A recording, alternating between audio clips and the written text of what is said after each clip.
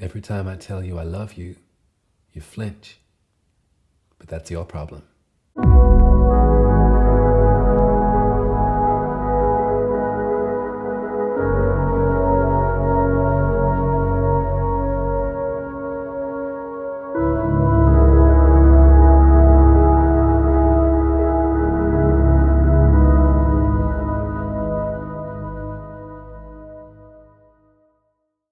Hello, everyone. Welcome to your horoscopes for the new moon in Aries, happening on March the 22nd, if you're in the Southern Hemisphere with me, at 4:26 a.m. And that's Australian Eastern Time. So switch your clocks out for what works for you. But welcome. If you've not been here before, my name's Uma, and I've decided to change it up. Aries season is like the initiation into a brand new trip around the zodiac. And I want to give you, first of all, an overview of the astrological weather that's happening for all of us. And then I'm going to lead you into your private readings for your rising sign. So if you're cross-watching, then you may have heard this introduction before. So please do switch it out and head down to the description box and you can press the timestamp that's in correlation with your sign. So let's begin. As I said, Aries season is the freshness of a new cycle.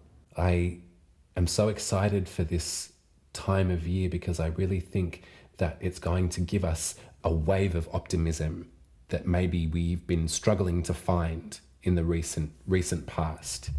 I think that the kind of coagulation of the first bit of astrology at the start of the year is really easing, and we get to come into this new fresh space and be Aries. Aries to me is direction. Aries to me is a sense of autonomy and a sense of courage. I think to be the instigator of something, to start something off, takes courage, and it really takes you being comfortable in your own skin. That's what Aries wants for themselves, and that's what Aries wants for all of us. In the tarot, Aries can be represented in the major secrets by the Emperor. Now, to look at this card and to have a mind of wanting to bust down the oppressive structures that keep a lot of us bound up, to rally against the machines that would have us in bondage. The Emperor can be a bit of a tricky customer to look at.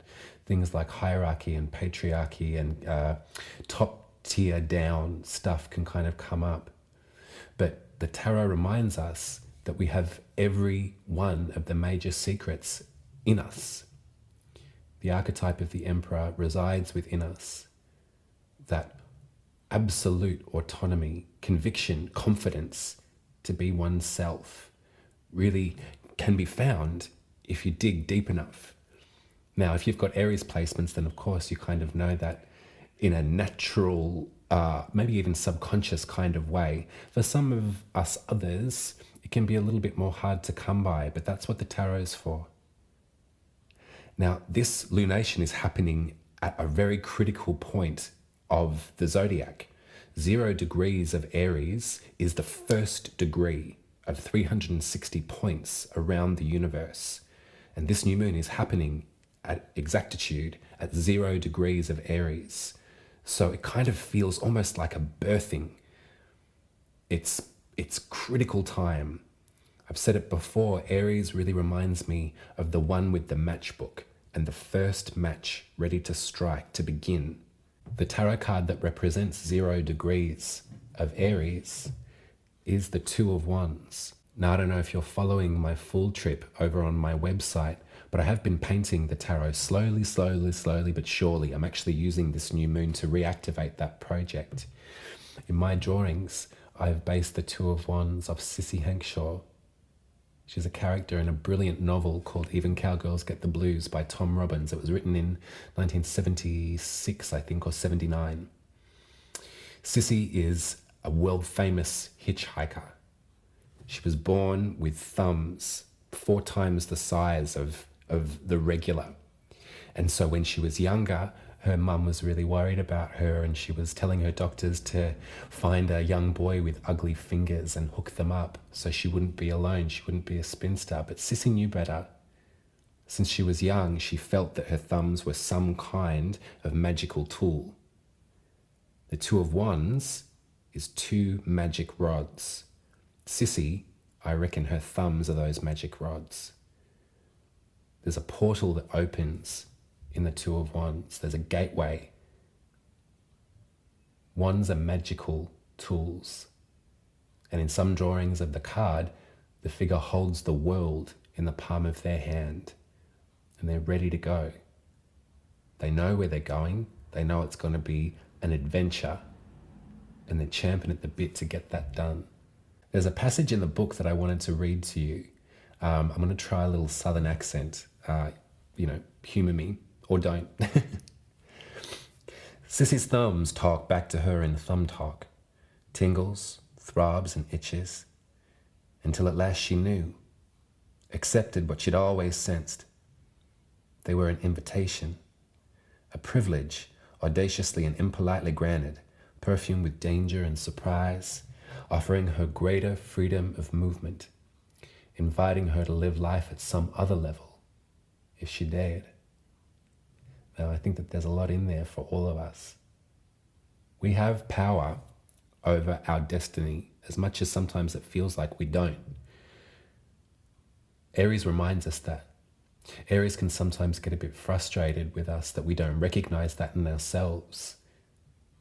Aries' sole purpose is to come forward, and from the plane of mind, they rule. It's almost as if they've been to the greater collective, and they've just been birthed into this incarnation, and all of their enthusiasm for connectivity can sometimes be frustrating for them, because they think to themselves, well, this is what I see. This is how I want to do it. This is what you should do. You can do this. Why aren't you doing it?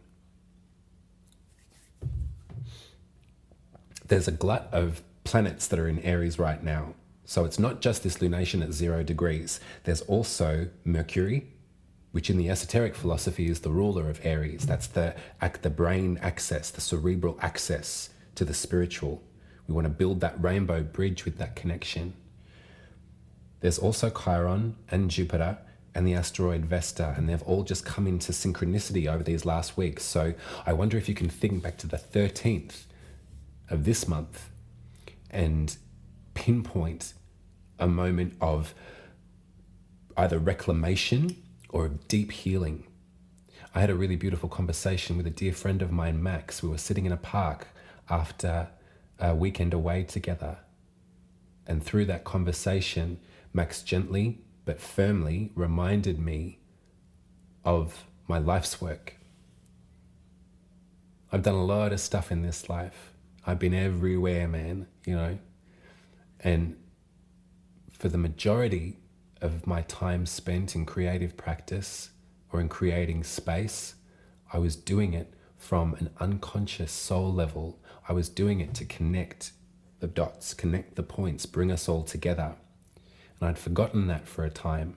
I had maybe been self-deprecating, or I had maybe struck that match and burnt too much away. Max reminded me of the past and the present being on the same plane, coming together, that time that does this, We don't need to throw it all away. We don't need to live in the past. Aries doesn't want to live in the past. But we get to bring the best of us forward. We get to bring the best of our experiences, of our love, of our passion, of our magic into the future with us. And so I'm going to be really forever grateful for Max on the 13th. That conversation changed me, and hopefully it kind of improved my sense of humor as well about the whole thing. There's a glamour that I've been so attracted to, which is probably why I'm attracted to Tom Robbins' work, and to Sissy. Now, we're going to switch tracks and we're going to look at Aquarius. So this moon is happening, as I said, on the 22nd of March. The day after, on the 23rd of March, Pluto makes its ingress into Aquarius. Now, we've been waiting for this. Languages like power to the people. Remember all that cat power imagery that I've been ramming down your throat lately? If Capricorn represents hierarchy, which it does in some way, there's the mountain goat and the sea goat. In the ancient world, dolphins were considered sea goats, and so the essence of Capricorn is based on that principle of mountain goat at the top, sea goat at the bottom. And so Pluto, the planet of destruction and of disintegration, of removal, has been lingering at the final degree of Capricorn. And we can feel it in the world already, can't we? We can feel all of those hairline fractures, these systems of oppression, this fight back from fascist voices, from voices that wish to keep the language as it were, that wish to keep things stuck in the old days. It's all going away. And so Pluto is entering the day after this moon into the Aquarius, the sign of the people. 2 days after Pluto moves into Aquarius, Mars finally leaves Gemini and enters Cancer. And so all of my Gemini babes, particularly my Gemini moons, I might say, brethren, you and me, babe, there's going to be a release. There's going to be a culmination, perhaps, of some of this toing and froing, this kind of fight of the mind. I don't know if you've been waking up lately and have been already mid-conversation with yourself, or somebody else in there is having a chat and letting you know what they think of it. It's exhausting, but we can look forward to that movement. Mars leaving Gemini into the sign of Cancer. And so Cancer, I can almost feel this, the cardinal water, the nurturer of the zodiac. I can feel that kind of heat of Mars just going, hold up, hold up, hold up. Mama's pulling rank. Okay, so that's the collective astrology. Hand in hand, we're going to do this together. We're going to step into this new way of being. We're going to birth this new world together. We're going to take all of the beauty, all of that cream from our past selves and bring it, mix it into our future selves. We're going to stand here and be Aries and say, I am. If Aries says 2 words, it's I am. And there's no arguing with that.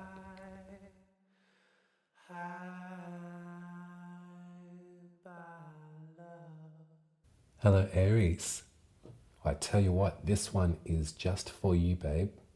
All of this freshness, this spark that I was talking about in the intro, this is all happening in your first house. You know what that house is all about? You, babe. The first house is the house of our very soul. So if you're an Aries rising, that's where that point of ignition is in your chart. And I want you to really think about your essence. Who do you believe that you are? Because I've got to say, I believe you. I believe you wholeheartedly. I want to draw your attention to just across the way. So if Aries is your first house, then Libra is your 7th house. This is where we come into relationship with other people. And there's an exact opposition that's going on with another asteroid. This time it's the asteroid Ceres. Ceres was the god of agriculture. She was the one that passed forward the lessons of cultivation from the Earth's natural resources, of crops and of nourishment, of feeding. And Ceres' daughter was called Persephone.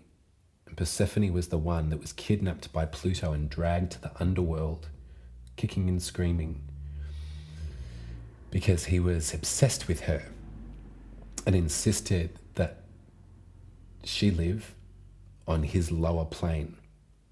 Ceres, her mum, was not having that. She made the journey all the way down to the underworld to bring Persephone back, to grab her, what was hers, her daughter, to save her.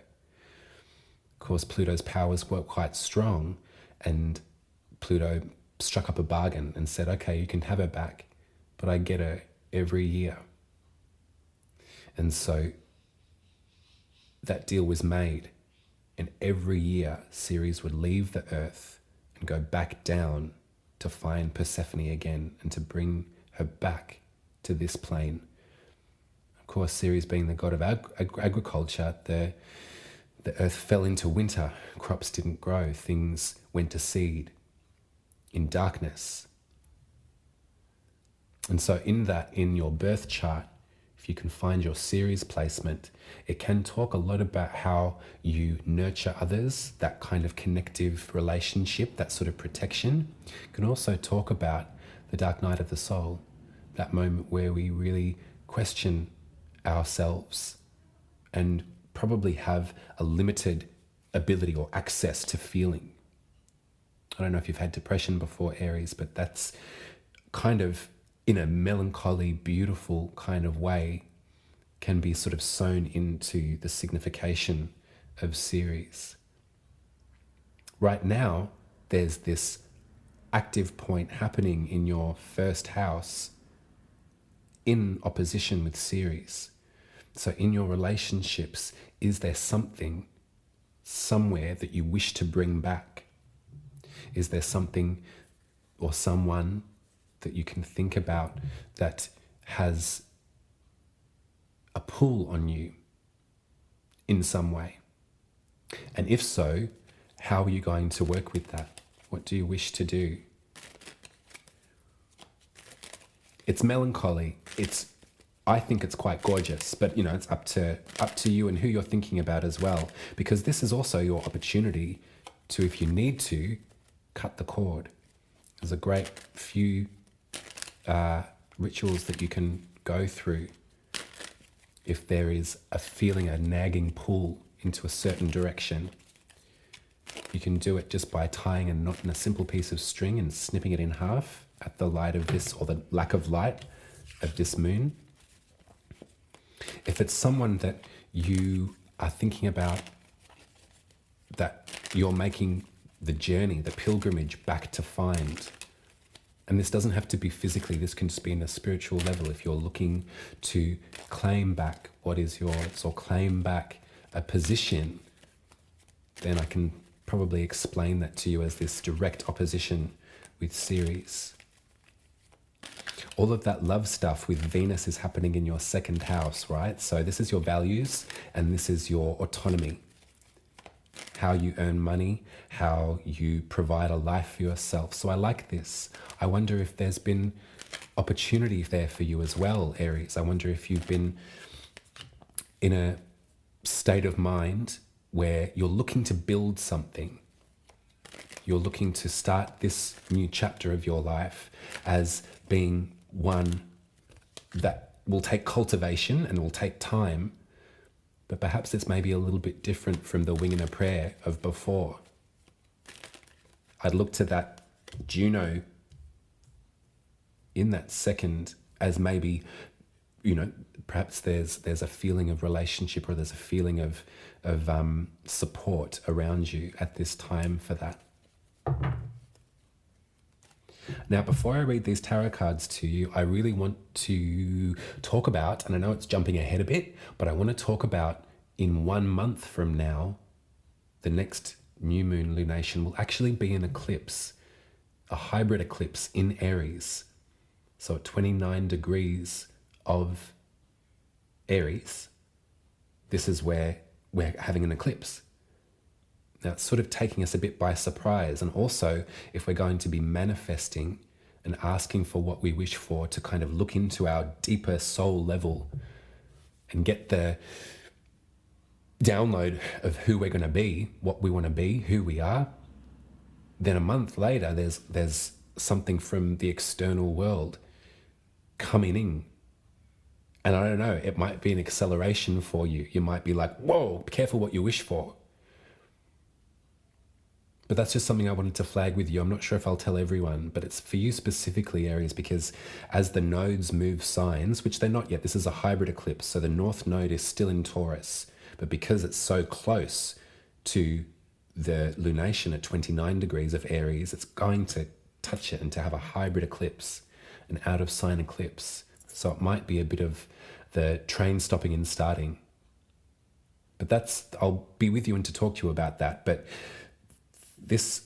all of this astrology right now, it just feels like this is going to happen, this is going to happen, this is going to happen. These are the choices that I'm making. This is who I am. Believe me, you got to believe me. I'm not lying. This is what I want to do with my life. This is what I've been doing with my life already. These are the folks that can help me and that are supporting me and that are encouraging me to do so. And in Libra, this is the relationship that I need some sense of either closure or bravery enough to reclaim what was taken from you. Now, the tarot I got is the Two of Pentacles, the Eight of Wands, Temperance, and the Five of Wands. I feel that this is a test, Aries. I see that, and correct me if I'm wrong, but I reckon the decision has almost been made, or maybe there's been something that's come up for you that feels like it's really not room for a decision. You know, it's kind of maybe out of your hands in a way. But you're working with that and you're going to move forward, and it's almost as if the messages are coming like loud and clear. They're ringing in your ear. It's like, I can't actually stop this. This is something that I just have to do. Look at the Eight of Wands is magic in action. No, there's no questioning here. But I do like this, that Temperance is coming up right behind that, because Temperance does remind us that we need precision in moments like this. When you feel a wave of magic, or if you feel that and it could be, I was watching this thing the other day that was about, multidimensionality and that kind of stuff, and people passing through the portal, having near-death experiences. And there's a great story that my mum tells of her driving on a path, a journey, that she'd driven down time and time again. My sister was in the car too. They both tell the story. And they were on their way somewhere. They were running late, but they were on their way to, point A. They took the turn, as they always do, like the back of their hand, took the turn. They ended up right back where they started. There was no possible way that could have happened on the map. But that's what happened. It's almost as if they both said to themselves, it's as if we would avoided something, or we stepped through a gateway. I don't want to freak you out too much with this stuff, man, but I tell you what, this is what Aries is for. Sort of like, just say it. Say it. So I think let's look at this Temperance angel again.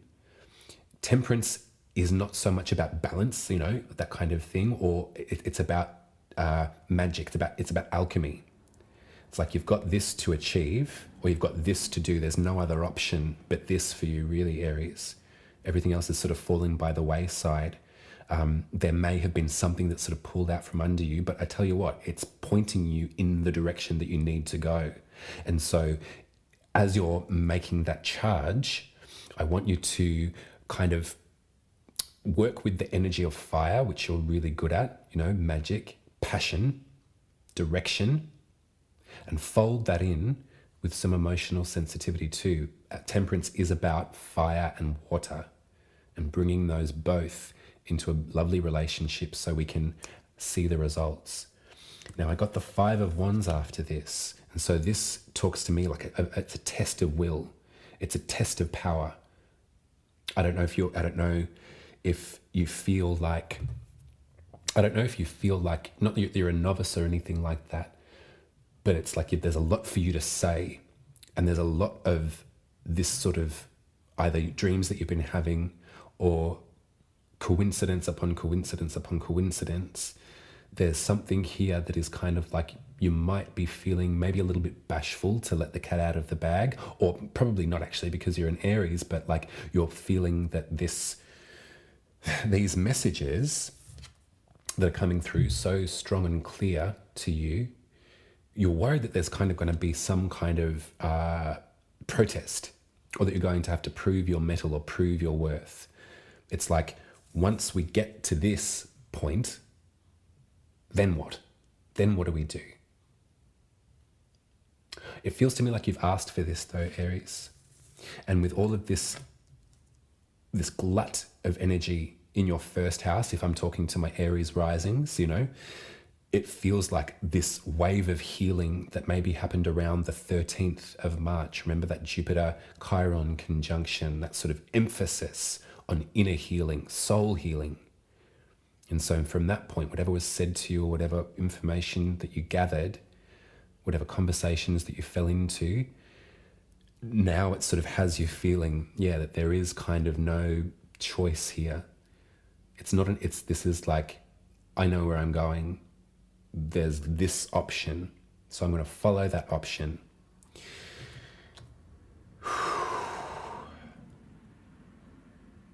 Yeah, I'm looking at Ceres again in the 7th. I'm looking at that emblem of conviction. Ceres is powerful. Ceres was an individual that time and again went down to Pluto, to the Lord of the underworld, to collect what was rightfully theirs, to bring it back to this plane, and to go back to work, to go back to cultivation. So gently think about that 7th house, gently think about perhaps, it just keeps on coming to me. It's just sort of like if there was no closure that you could get, then you can claim it for yourself now. The act of writing letters. Now, I smile because so many people in my life have told me, just automatic writing, get it out. And there were points in my own depression that I couldn't until I could. And then I couldn't stop. And then all of this stuff grew up around me. So write about it. Find that closure. Find that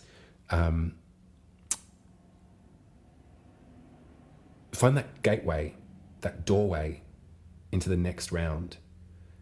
This is an Aries new moon in your first house at 0 degrees. It's almost as if Aries life for you starts here.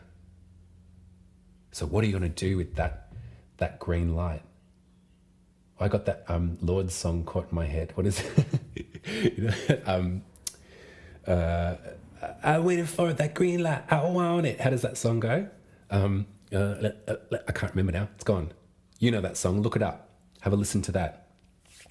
That's your reading for this round, Aries. Do let me know how you like this new format if you've been with me for a while. And if you're new, head over to umaruby.com. There's a whole bunch more content over there, and you can look at my paintings. You can read my written work if you'd like. You can also book yourself a birth chart reading. Okay, I'm going to be back with you in 2 weeks for the full moon in Libra. So actually, this is a full moon in your 7th house. This is a release point, a release valve for your intimate relationships, Aries. I look forward to it. You take care. Bye.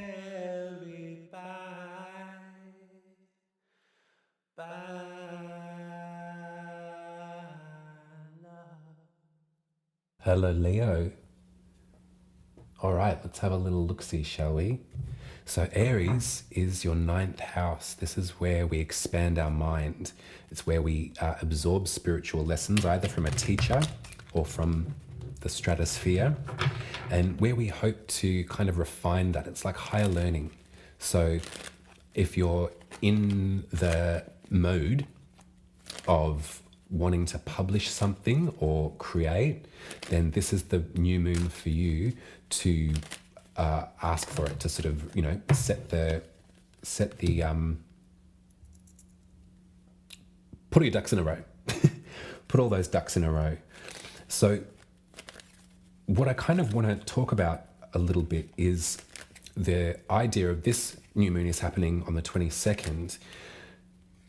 At the end, the next month, the next lunation that we have is actually, there's going to be a full moon in Libra, and then there's going to be a solar eclipse, a hybrid solar eclipse in Aries. So I want to sort of maybe not press the point too much, but whatever you ask for at this new moon, you might be surprised that a month later there's a sort of like deluge of progress, or a glut of things appearing or showing up. If we really trust that we've got power over this or power with this, you know, no hierarchy here, but it's an acceleration. You know, it's an acceleration. It's combined with that feeling of Pluto moving from Capricorn into Aquarius. This is your 7th house of relationships. I kind of have a feeling that like the way that you're relating to folks, or the way that, you know, that there's certain structures of, you know, social propriety, or however you'd like to say it, it's changing. It's changing. It's changing for the better, I would say, Leo. I like this for you, that we start the new zodiac year in your 9th house, in your house of expanding your mind, of teaching what you know, of talking about it, of kind of absorbing those messages and, you know, conjuring with them and putting them out. Also, I can kind of see you sitting cross-legged at the feet of a teacher, you know, sort of expanding more on what it is that you know, kind of filling up your cup as much as you can. I'm saying this a bit because the tarot I got's quite lovely. So I got the 9 of Swords straight up for you, Leo, at this new moon. Then I got the Queen of Cups. So Juno, we can further talk about that, Juno in Taurus. Then the Fool. Then the 3 of Cups.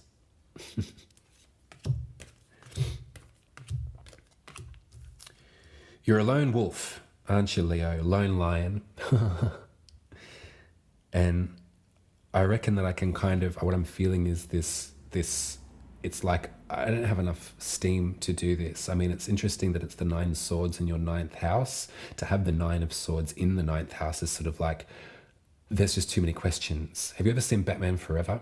You know, Jim Carrey at the very end, he sort of has that thing called the box that he plugs his head into, and he gets everyone's secrets. It's sort of, he feeds into their consciousness, and they're sort of telling him everything, and he's is filled with the secrets of the universe. But then it becomes too much, and he's sort of there at the end of the movie, shriveled up, saying, "There's too many questions. There's just too many questions." Maybe this is what you're feeling at the moment. Maybe the amount of spiritual downloads or the amount of searching that you've been doing has led you to this point of feeling kind of like hyper anxious, super exhausted, and full of worry. Almost like, where do I go next? Like, how do I start this chapter? The new moon in Aries will help you with that. 0 degrees, Aries, remember? 0 degrees of your 9th house. We're starting something with a fresh new notebook and a brand new pen. And then the Queen of Cups shows up. And so, yeah, Juno in Taurus. I think that this almost feels to me like, because Taurus is your 10th house, right? Taurus is your most public perception. It's also your career space. So I like this figure here with Venus. There's a sweetness, and there's also someone with an extra receptivity to your beauty standards. If this is making sense, but I like this sort of, this feeling of the Aries match in the 9th, you know, starting the next novella, starting the next treatise, starting the next journey of enlightenment, of sharing, you know, finding the teacher. In your career zone, there's this conjunction with Venus and with Juno, the Queen of Cups. So who is it that you can spot in the public arena that really has their ears open for you, and that is really looking to support you in the next journey? Perhaps it's maybe not so much of a mentor, but it's definitely a guide that I really see here. And perhaps someone that you can talk to that will kind of receive the, you know, the vastness of your thought forms. They can receive, you know, you can go out there on a limb, you can go out there, you can really talk about your innermost sort of emotional workings with this person. Because after you do, you know, and we begin again. the zero of the major secrets of the tarot. Brand new, unafraid, cosmic beginning. And then the Three of Cups, which is a sort of reformation, coming together with the sisterhood. I had another chat with my friend Max about the term sisterhood. The sort of, you dub, what am I trying to say? The term sister is multifaceted. And you don't have to agree with me, but I believe that I have sisters of all different expressions of gender. Like auntie is the same way, I think. Auntie and sister, they are very sacred terms to me. And I've got many sisters and many aunties, and I love each of them dearly and sincerely. Some of them call me auntie, some of them call me sister. Maybe it interchanges at times too. But look at this progress, Leo, from this feeling of desolation, this feeling of such sheer anxiety about your output. It's really going to hold you in such great company and comfort to find who this is, to find the Juno. Who's the Juno point hitting that Venus? Because Venus in Taurus, I imagine you might be feeling probably a little bit inspired. Maybe not a little bit, maybe a lot inspired. But it's coming back to this language. I know I said beauty standards, but that's kind of, there's probably a better term for it, but it's like, Venus, the sigil in our chart represents how we find pleasure, what we're attracted to, what we consider to be beautiful, how we express that, how that sort of shows up in our physical self. So right now, for transiting Venus, to be in your 10th house, to be in your career zone, the most public part about you. Do you see what I'm saying? This Juno conjunction at 5 degrees, it's exact, so it's really worth mentioning. So I want you to really think about who this mermaid might be, this shimmering mermaid who's ready and willing and able, and they're really able and willing to listen to you, and for you to tell them how you feel, and for you to be encouraged by them as well. That's really coming through quite strongly. I think I'd like for you to remember the sort of migration patterns of a lion. I said lone wolf before, and that was the wrong term. I didn't really mean to, that was the wrong symbolism. You're a lion, Leo, and lions travel in a pride. There's a group of them. So this is really, this feels to me like, and because of this Three of Cups as well, and all of that stuff that we were talking about is about bringing the best of us forward into this moment, bringing the best of our past, the flavors. I think I've got this image of like a seasoned pan right now. How you sort of have like a cast iron pan to cook with, and it tastes better the more that it's cooked in, the more that it's seasoned. That's kind of the feeling of the best parts of history. We can't throw it all away. As much as we're revolutionizing, as much as Pluto is going to bring that power to the collective, power to group, to community, there's going to be changes in the way that we operate as a human species. But that feeling of seasoning, that feeling of kind of like, there's someone from the past, I think, Leo, that has maybe they've been watching you for a time and they're so proud of you and they want to help in any way that they can. And maybe they've got the language, or maybe that there's something, there's stuff that they can remind you about yourself and about your work. And hopefully that will help you in this moment of manifestation, this moment of spell casting at the new moon. And that timeline, it's like if we work with this new moon, Leo, it's only a month that we're going to have to sort of bear witness to some of the results. Now, eclipses can be precarious times. They really can sometimes be a bit of a tower moment. If you know the tarot very, very well, that card, the tower, they sort of strip things away to the max that don't belong anymore. And they also heap up on your plate what you need. There's a sort of strictness to eclipses. So maybe in this sort of solitary practice, or this sort of, the only reason I say that is because you do that alone, don't you? You don't do that with others, which is grieving circles are great, powerful spaces to enter. It would be so nice if we could work on that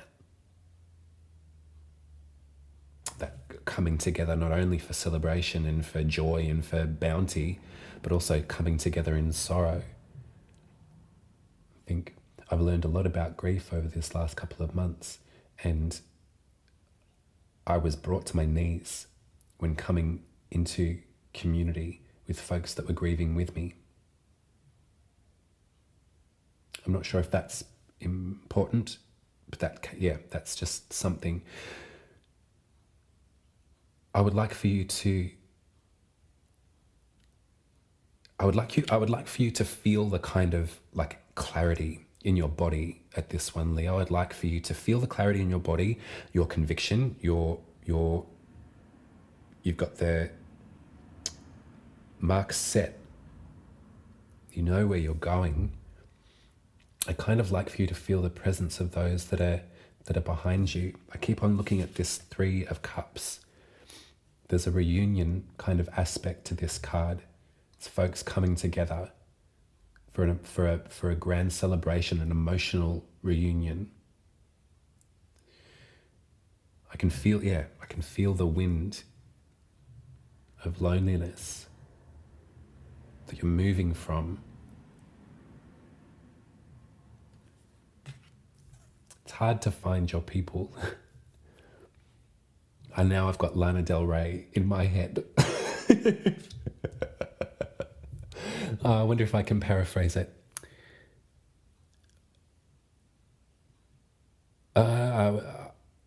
Since I was a little girl, I longed to find my people, and I found them out on the open road. We had nothing to lose, nothing to gain, and only wanted to express ourselves. Something like that. Sorry, if you've seen the Ride video clip, you know what I'm talking about. And some folks are, with us for a season. They're not with us forever. But there's something that you're not remembering about you that you can be reminded of if you keep your ears out for the right one, What's that? It's a terrible term, but, sycophantic sort of behavior. You can sniff that out, Leo. You're sort of savvy to that. What you want is emotional connection, probably because your output it reveals so much about you. You're giving so much of yourself that will not change and doesn't have to change. It's perfect, but there's a salving, cooling quality that I see here that you need a little bit of. It's almost as if you're feeling a bit hot and raw, and almost as if it's sort of like, okay, so this is the new moon to go for it. Holy shit, can I even 2 sticks? Where's my matchbook? I don't have it. Come into conversation, be around folks that love you and that you love and that you can cloak in your love as well. And that's this to the most beautiful, beautiful degree. All right, Leo, that's your reading. Let me know how you like the new format, if this is kind of working. It's probably more than you needed to hear, or maybe not, I don't know. But let me know how you like it. If you're new here, head to umaribi.com and there's a whole bunch more of my work that you can feast your eyes on. You can also get your birth chart reading read by me. Birth chart read by me in a reading. All right, Leo, over and out. I'll speak to you in 2 weeks for the Libra full moon.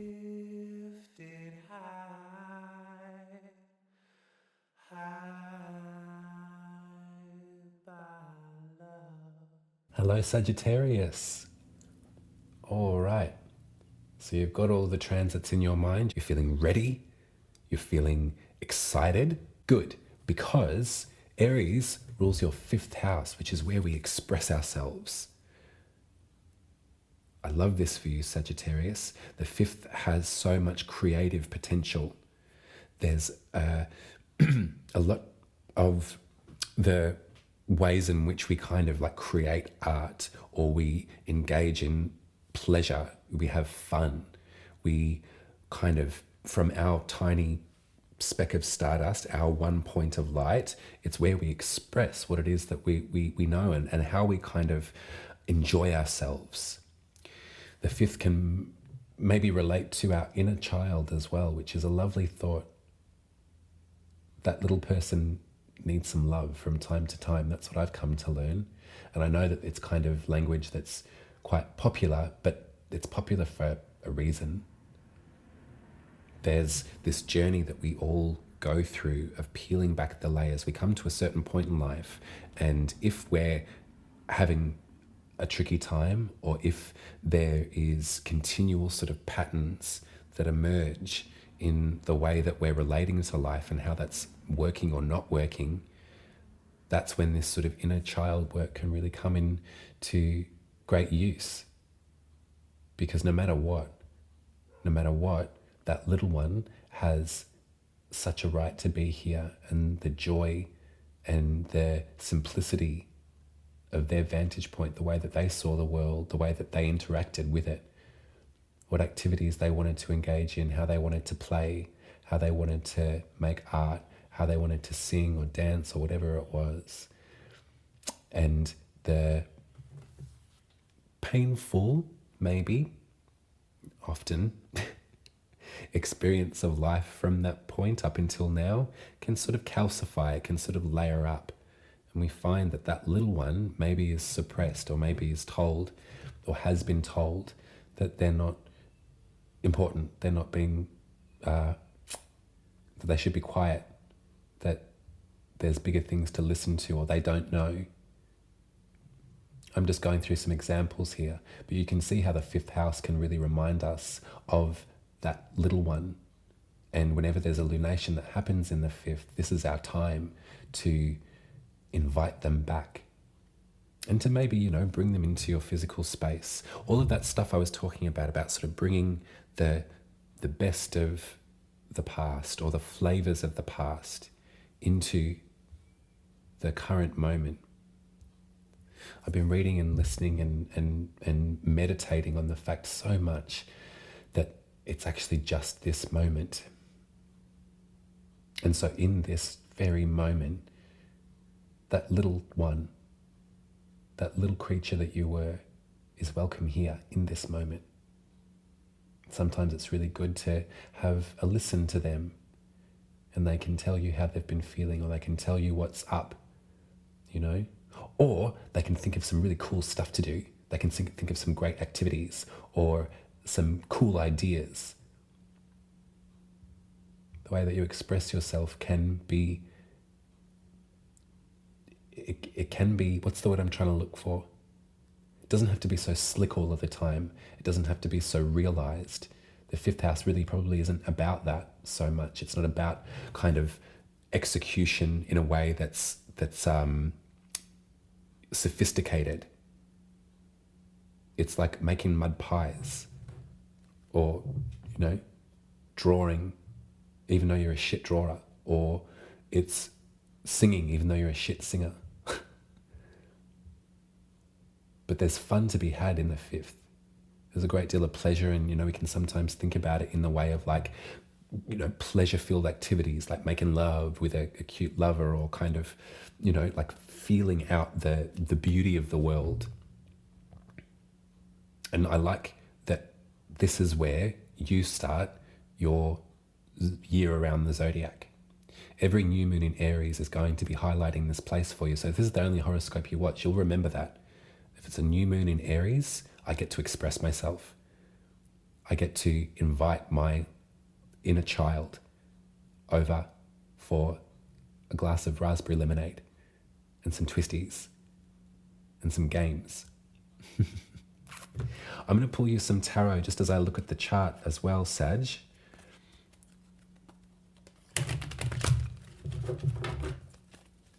And probably one thing I want to mention to you as well is that the way that the cookie crumbles this year is that we have this new moon in Aries on the 22nd. A month from now, when it's time for the next new moon, it's actually in Aries again. And it's a hybrid eclipse. So all of this talk about like sort of manifestation, sort of how do I, dreaming, what do I want to bring into my life? What's my next creative adventure? Or how can I find more pleasure in my life? How can I be a little bit looser and freer and not so regimented? Or, I can sort of feel this, career and the job is so important, but also if it's just that, then we're kind of like, that can just sort of fuse us into a mode. I even experienced that kind of feeling with this sort of stuff too. I kind of got so used to the particular track or particular, way that this thing was running, that it was important for me at this lunation to dig it all up a little bit, to sort of freshen the soil, to be a bit more intuitive and a bit more magical. It's funny with astrology and the tarot as well, because the astrological language, and no shade, like it's a wild science, it can be quite austere. We're talking about specific degrees and angular points and all of that kind of stuff. Like that sounds that I'm being disparaging. I'm not. I think that the tarot aspects of this, the sort of reading pictures, is the part where I kind of really shine. And so in conjunction with learning the ins and outs, the nuts and bolts, the sort of moving parts of the astrology, to bring in a fifth house kind of way, to bring that sort of creative expression into it as well, is a much more beneficial way for me to do this stuff. But yeah, back to that idea of the eclipse, it's kind of like this new moon is your moment to manifest and to create magic. A month from now, you might see some results sort of pop up. The lunar nodes are moving from Taurus into Aries, and all of that shedding that we feel at eclipse time, if you cast your mind back to the last eclipses of 2022 and the different results of either enforced shed or kind of glut of opportunity, they can work in both ways. We don't work with eclipses, we sort of let them happen to us. But this is moving into Aries, into your fifth house, your creative expression. So if you're onto something, Sag, if you've got some ideas, if there's things that you want to get out of your system, then this moon is saying that you should do it. Now the tarot cards I got for you are the Knight of Swords, the Knight of Wands, the Hermit, and then the Empress. So let's look at these two first. You can see that they're going in separate directions. One's going that way, one's going that way. Oh no, they're actually, forgive me. Forgive me, they're going in exactly the same direction. The Knight of Swords is a messenger of truth. It's someone with some ideas to share. They think that they've got a knack for this thing, and they're kind of bringing you some information. And the Knight of Wands is the sort of passion side of that. So there's something kind of majestic and sort of magical about their showing up. So it's kind of a procession, isn't it? There's two here, and so maybe you can think about folks in your environment that are quite cerebral and are quite intelligent, and match that with someone who is much more intuitive and much more kind of maybe sensual in the way that they share information. They sort of go on a hunch, maybe rather than the cold hard facts. This is really funny that this is coming out, and I was talking all about the idea of traditional astrology and of the tarot, sort of academic spiritual study and folk magic. They're kind of happening in tandem, in some sort of procession. Now, I got the Hermit after that, which is the necessity that we need to sort of like lock the door and close our way off for a while so we can really absorb what we're being told. We can really absorb what is kind of landing for us. So take it how you will, but there might be, you might find yourself in this sort of fifth house area of expression.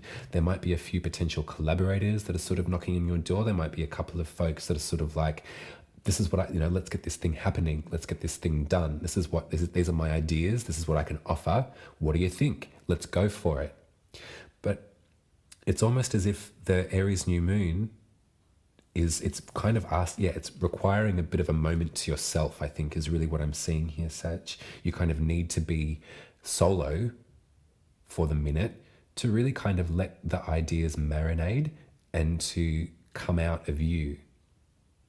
So oftentimes when we work in collaboration, we can sort of, which is the beautiful part about it, but we can definitely, our work can be seasoned by other folks, can't it? You can sort of have their mark on it, or we're sort of, if there's one sort of direction that's sort of presented, then it's like, okay, well, we're doing it this way. This is ultimately what the thing is about. And there's two of them here. So it might just be a kind of confliction in your mind, but it could be folks that are outside of you, as I said before. But yes, so Virgo shows up, the Hermit shows up to kind of, it's almost like a whoa, everyone, great, hands on heads. Thanks for the input. Thanks for that idea. Thanks for this suggestion. I'm going to just pop into the studio for a while by myself. I'm going to sit in there and see what I come up with, see what comes to me. A new moon in Aries is going to be, I would anticipate, to be quite a creative time for you, Sag. So it's important, as much as there's kind of enthusiasm from other folks, it's really important that you kind of have it in your mind, have it in your head as to where you're coming from. That it's sort of like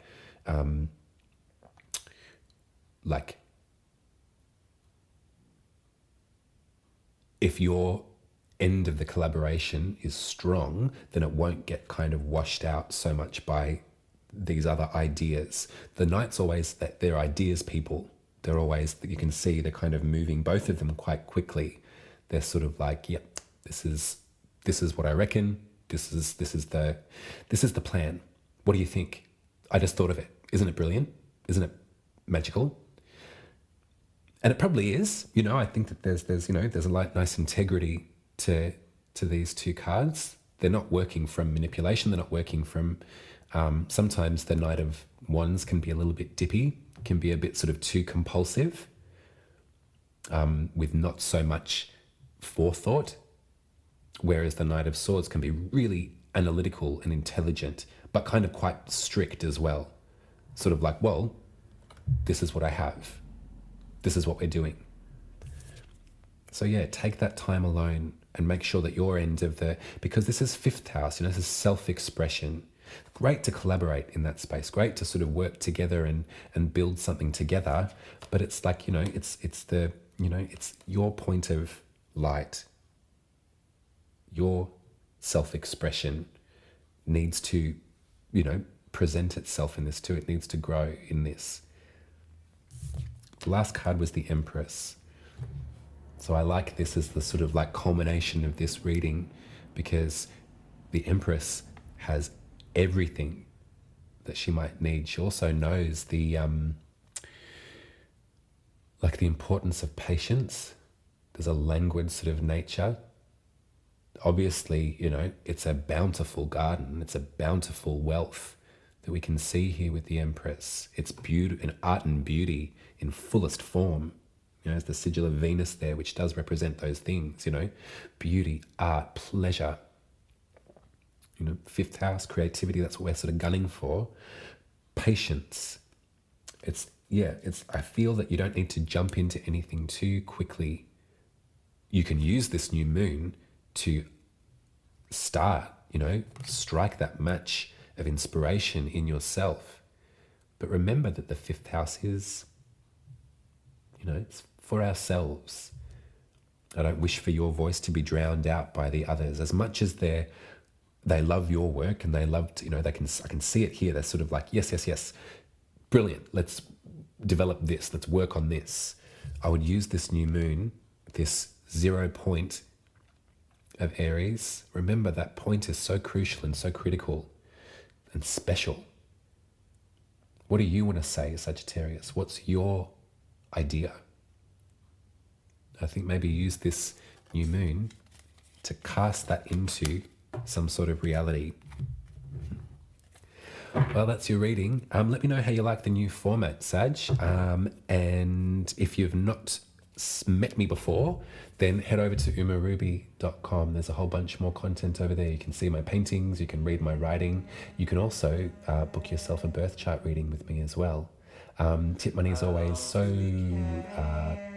much appreciated, but it's not essential. But if you do have some extra change, throw it over at buymeacoffee.com/umaruby. I'll speak to you in 2 weeks for the full moon in Libra. Enjoy this one, Sag. Make it count. Make it count. Things are going to happen. Things are going to change. And it's going to be wild. Bye.